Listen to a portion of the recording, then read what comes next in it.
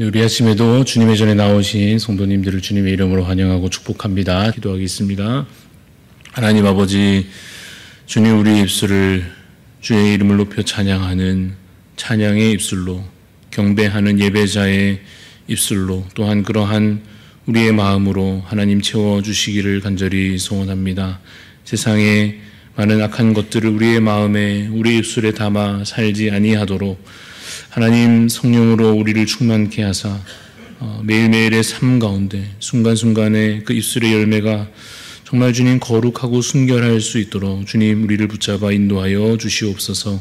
죄의 용서함 받았으니 참으로 주 안에 거하여 기쁘게 감사히 살아가게 하여 주셔서 주님 이제는 천국을 소망하고 이제는 거룩한 삶을 얻었음으로 말미암은 충분한 만족으로 주님 살아갈 수 있도록 하나님 우리의 마음을 주장하여 주시기를 간절히 소원합니다. 하나님 우리 연약함을 아시오니 특별히 질병 중에 아파하며 기도하는 우리 환우들의 상황 가운데, 그 기도 가운데 하나님 들으시고 응답하여 주시며 주님 속히 치유의 손길들로 그 한 사람 한 사람 또 그 가정마다 그 몸과 마음을 주님 치유하여 주시고 회복해 하여 주시옵소서. 삶의 여러 가지 어려움들과 문제들을 안고서 주의 긍휼하심을, 주님의 도우심을 바라는 그 모든 기도 가운데 하나님 들으시고 주여 응답하여 주옵소서. 주님 매일매일의 삶을 말씀과 기도 가운데 살게 하시사 참으로 말씀의 지혜를 우리가 얻고 살게 하여 주시기를 원합니다. 주님 그래서 오늘 이 아침에도 읽고 나누는 이 말씀이 우리의 영의 양식되어 주시고 또한 기도 가운데 선하신 주의 뜻을 발견할 수 있도록 하나님 우리에게 말씀하여 주시옵소서. 감사드리며 살아계신 예수 그리스도 이름으로 기도드리옵나이다. 아멘. 오늘 우리에게 주시는 말씀은 신명기 25장 1절에서 19절까지 말씀 교독하여 읽겠습니다. 사람들 사이에 시비가 생겨 재판을 청하면 재판장은 그들을 재판하여 의인은 의롭다 하고 악인은 정죄할 것이며 악인에게 태형이 합당하면 재판장은 그를 엎드리게 하고 그 앞에서 그의 죄를 따라 수를 맞추어 때리게 하라. 40까지는 때리려니와 그것을 넘기지는 못할지니 만일 그것을 넘겨 매를 지나치게 때리면 내가 내 형제를 경히 여기는 것이 될까 하노라. 곡식 떠는 소에게 망을 씌우지 말지니라. 형제들이 함께 사는데 그중 하나가 죽고 아들이 없거든 그 죽은 자의 아내는 나가서 타인에게 시집가지 말 것이요 그의 남편의 형제가 그에게로 들어가서 그를 맞이하여 아내로 삼아 그의 남편의 형제된 의무를 그에게 다 행할 것이요 그 여인이 낳은 첫 아들이 그 죽은 형제의 이름을 잊게 하여 그 이름이 이스라엘 중에서 끊어지지 않게 할 것이니라. 그러나 그 사람이 만일 그 형제의 아내 맞이하기를 즐겨하지 아니하면 그 형제의 아내는 그 성문으로 장로들에게로 나아가서 말하기를 내 남편의 형제가 그의 형제의 이름을 이스라엘 중에 잊기를 싫어하여 남편의 형제된 의무를 내게 행하지 아니하나이다 할 것이요 그 성읍 장로들은 그를 불러다가 말할 것이며 그가 이미 내가 그 여자를 맞이하기를 즐겨하지 아니하노라 하면 그의 형제의 아내가 장로들 앞에서 그에게 나아가서 그의 발에서 신을 벗기고 그의 얼굴에 침을 뱉으며 이르기를 그의 형제의 집을 세우기를 즐겨 아니하는 자에게는 이같이 할 것이라 하고 이스라엘 중에서 그의 이름을 신벗김 받은 자의 집이라 부를 것이니라. 두 사람이 서로 싸울 때에 한 사람의 아내가 그 치는 자의 손에서 그의 남편을 구하려 하여 가까이 가서 손을 벌려 그 사람의 음낭을 잡거든 너는 그 여인의 손을 찍어버릴 것이고 내 눈이 그를 불쌍히 여기지 말 것이다. 너는 내 주머니에 두 종류의 저울추 곧 큰 것과 작은 것을 넣지 말 것이며 내 집에 두 종류의 돼 곧 큰 것과 작은 것을 두지 말 것이요 오직 온전하고 공정한 저울추를 두며 온전하고 공정한 되를 둘 것이라. 그리하면 내 하나님 여호와께서 내게 주시는 땅에서 내 날이 길리라. 이런 일들을 행하는 모든 자, 악을 행하는 모든 자는 내 하나님 여호와께 가증하니라. 너희는 애굽에서 나오는 길에 아말렉이 내게 행한 일을 기억하라. 곧 그들이 너를 길에서 만나 내가 피곤할 때 내 뒤에 떨어진 약한 자들을 쳤고 하나님을 두려워하지 아니하여. 같이 읽습니다. 그러므로 내 하나님 여호와께서 내게 기업으로 주어 차지하게 하시는 땅에서 내 하나님 여호와께서 사방에 있는 모든 적군으로부터 내게 안식을 주실 때에 너는 천하에서 아말렉에 대한 기억을 지워버리라. 너는 잊지 말지니라. 아멘. 네, 오늘 말씀의 제목은 공의와 사랑입니다. 공의와 사랑이라는 제목으로 잠시 말씀을 나누고자 합니다. 오늘 우리 함께 읽은 본문은 꽤 길고 또 여러 내용들을 담고 있습니다만은 오늘은 주로 1절에서 3절에 있는 내용에 집중하며 보려 합니다. 1절을 보면 재판에 대해서 언급하고 있습니다. 사람들 사이에 시비가 생기는 경우에 무엇이 필요합니까? 재판이 필요합니다. 재판을 한다 하는 것은 의와 불의에 대해서 이제 판단하는 것입니다. 쉽게 말해서 옳고 그름을 따져야 되는데 무엇을 근거로 해야 하겠습니까? 뭔가 공정한 기준이 있어야 할 것입니다. 그저 당사자들의 감정에 따라 판단할 수는 없습니다. 그래서 법이 필요하고 그래서 하나님께서 백성들에게 율법을 주셨습니다. 그러나 이 사람의 악한 본성으로는 어떻습니까? 법이 아니라 힘이 때로 앞서려 하고 또 감정이 앞서려고 하고 이익이 더 중요한 기준이 되곤 합니다. 그래서 재판이라고 하는 공적인 절차를 통해서 사실은 어떠한 일에 관하여 잘 판단할 수 있어야 할 것입니다. 1절을 다시 보면 정말 당연한 말이 나옵니다. 재판장은 해서 재판장은 그들을 재판하여 의인은 의롭다 하고 악인은 정죄할 것이며 라고 말씀합니다. 악인은 그 죄에 대하여 벌 주고 또 억울한 사람은 풀어주는 것이 당연하고 마땅한 것입니다. 그러나 막상 그 결정을 해야 하는 자리에 섰을 때 그 결정이 생각보다 쉽지 않다는 것을 또 아마 느끼게 될 것입니다. 인간의 욕심이라고 하는 것이 의로운 결정을 가로막기 때문입니다.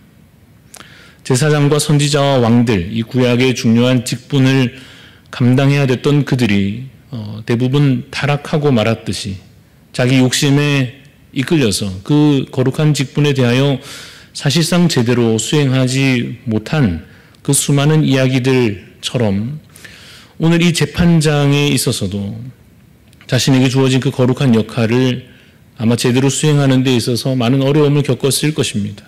이 어려움을 겪는다는 말이 적절하지 않을지 모르겠습니다. 분명한 것은 의롭지 못한 재판장들이 많았을 것입니다. 욕심으로 인한 것이요, 죄로 인한 것입니다. 그러나 이 당연한 원리는 너무나 중요한 것입니다. 악인은 정죄하고 의인은 의롭다 하는 것 말입니다. 왜냐하면 이 욕심의 판단이 흐려지게 되면 힘 있는 자가 더 유리해지고 돈 있는 자가 더 유리하게 되고 또 인맥이 통하게 되고 사람들의 분위기에 휩쓸리게 되고 그러다 보면 이 시비를 잘 가리는 문제에 있어서 공정과 정의라고 하는 것은 사라져버리기 때문입니다. 요즘 온갖 소식들이 아주 빠른 속도로 우리에게 다 전해지고 있습니다. 유명한 사람들이 어떤 잘못을 저질렀다더라, 이러이러했다더라. 그런데 또 사실은 알고 보니 또 그게 아니라더라. 그랬던 게 아니라 사실은 이랬다더라. 온갖 소식들이 전해지는 동안에 사람들의 반응을 보면 이리 휩쓸리고 저리 휩쓸리고 하는 것 같습니다. 이쪽을 욕했다가 또 지나면 저쪽을 욕했다가 온갖 비난과 조롱들이 아무렇게나 가해지고 있는 것을 보게 됩니다. 온라인상에서만 그런 것은 아닙니다. 유명한 사람들에게만 그런 일이 일어나는 것은 아닌 것 같습니다. 교회 안에서도 그런 일이 있을 것입니다. 누가 이랬다더라, 저랬다더라. 사실도 중요하지 않고 옳고 그름도 별로 중요하지 않고 어떤 공정함이나 정의로움 같은 것은 사라지고 그저 비난과 조롱으로 자기 스스로 재판장이 되어서 아무렇게나 판단해버리고 정죄해버리는 그런 무지하고 악한 일들이 교회 안에서도 사실은 꽤 많이 일어나곤 하고 있습니다. 만약 그렇게 된다면 하나님 나라에서 멀어지는 것입니다. 모든 것을 깨뜨리려 하고 무너뜨리려 하는 악한 영들의 그 계략에 넘어가고 마는 것입니다. 만약 어떤 문제가 있다면 좀 더 공적으로 잘 다루려 해야 할 것이요. 또한 그 공적인 역할을 담당하는 자들은 그 엄중한 책임을 성실하게 잘 감당해야 하며, 그래서 공정과 정의와 같은 당연하고 마땅한 원리가 아름답게 잘 이루어져야 할 것입니다. 우리가 믿는 하나님은 공의로운 분이십니다. 하나님은 죄를 멸하시고 선한 자를 기뻐하십니다. 그런데 이어지는 2절에서는 그 공의와 더불어서 반드시 챙겨야 할 또 중요한 덕목이 나옵니다. 그것은 바로 긍휼과 사랑입니다. 2절, 3절 말씀을 제가 읽어보겠습니다. 악인에게 태형이 합당하면 재판장은 그를 엎드리게 하고 그 앞에서 그의 죄에 따라 수를 맞추어 때리게 하라. 40까지는 때리려니와 그것을 넘기지는 못할지니 만일 그것을 넘겨 매를 지나치게 때리면 내가 내 형제를 경히 여기는 것이 될까 하노라 라고 말씀하고 있습니다. 이러한 규정은 왜 있습니까? 사실 이것 또한 공정함이고 정의로움입니다. 2절에 있는 그의 죄에 따라 라고 하는 말씀대로 죄의 크기를 잘 따져서 그에 맞게 판단해야 하는 일입니다. 혹여라도 가벼운 죄로 사람을 죽일 수는 없는 것입니다.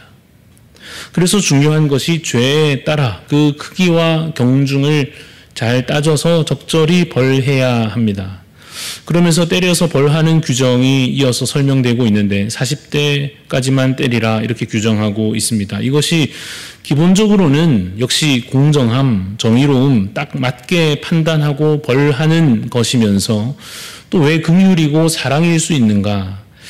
왜냐하면 이 벌하는 규정 자체가 사실은 사람을 새롭게 살리기 위함이기 때문입니다. 죄에 대해서 벌하는 기본 목적은 죽여버리는 것이 아니라 다시 살리는 것에 있습니다. 아주 무거운 죄에 대해서는 죽여서 벌하는 규정들도 물론 있습니다.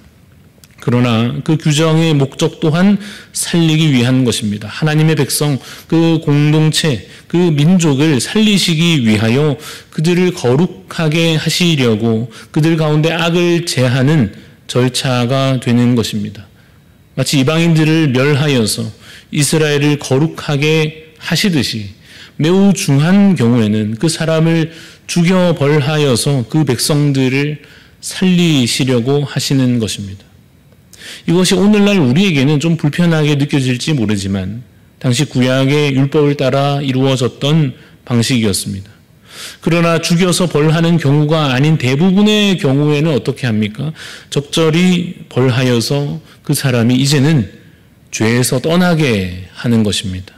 이제 다시는 그 죄를 가까이 하지 않도록 가르치고 책망하고 의로 교육하려고 하는 것입니다. 그래서 그 사람도 살고 공동체도 살도록, 그래서 그렇게 하나님께서 사랑과 긍휼을 그들에게 베풀어 주셨습니다. 우리도 그 사랑과 긍휼로 용서받고 구원받았습니다. 버림받아 마땅하고 사망 아래 있어야 마땅한 자를 하나님께서 그의 아들을 벌하시고 우리는 살리셨습니다. 우리가 스스로 죄를 짓기 전부터 이미 아담의 죄로 말미암아 이미 죽을 죄를 가지고 태어난 우리를 하나님께서 불쌍히 여기시고 살리기로 작정하시고 아들을 대신 죽이시고 우리는 살려주셨습니다. 하나님은 지금도 때로 우리의 죄에 대하여 벌하실 것입니다. 요즘에는 가정에서 아이를 때리면서 키우는 집이 많지 않을 것 같은데 저만 해도 꽤 많이 제 기준에서는 제 생각에는 꽤 맞고 자랐던 것 같습니다. 그런데 지금 생각해 봐도 그때 맞고 정신 차린 것이 참 다행이다 싶은 몇 장면들이 있습니다. 제가 아직도 운전하지 못하지만 그래도 혼나고 꾸지람 듣고 때로 맞기도 하고 그렇게 바로 잡혀져서 그나마 지금의 모습으로 자란 것 아닌가 생각해 보게 됩니다.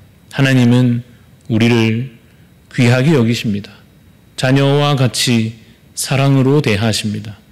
오늘 3절에서 매를 지나치게 때리면 그것이 형제를 경히 여기는 것이 될 수 있다고 말하고 있는 것처럼 하나님 우리를 귀히 여기시기 때문에 적절히 벌하시고 적절히 또 다시 바로 잡아서 바른 길로 가게 하실 것입니다.